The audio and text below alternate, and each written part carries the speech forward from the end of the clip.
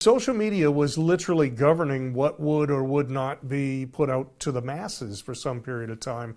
Should government have any role in that? Well, they were doing that until Elon Musk bought Twitter. I mean, I think he had a great, I forget the dollar amount, but he, whatever billions. I didn't spend X billions of dollars to buy Twitter. I spent it to save the First Amendment, save free speech. So Twitter is actually a place where you can follow the American tradition of the best argument wins. You make your argument. More speech is how you combat bad speech and hate speech, and more speech and real debate, real First Amendment, embracing free speech and embracing the First Amendment. So, but prior to that, of course, I mean, we know it happened because Mark Zuckerberg told us. Mark Zuckerberg sent me a letter, sent our committee a letter last August before the election. He said the Biden administration pressured us to censor. We did it.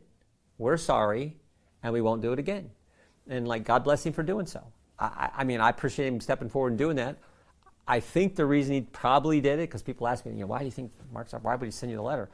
I think it's probably because we had deposed 12 people from Meta, and he didn't want to be the 13th. He said, I'm just going to come clean and tell you what happened. And I truly believe that they probably didn't want to do it.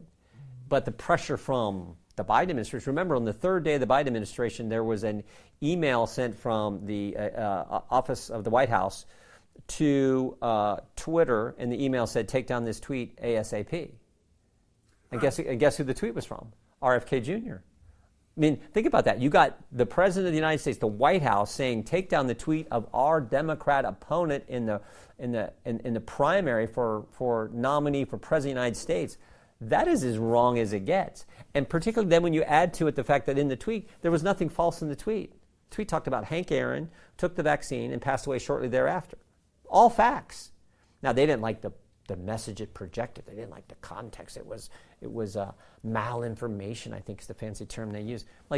The government's pressuring a private company to take down true and accurate statements from the guy who's running against them for president.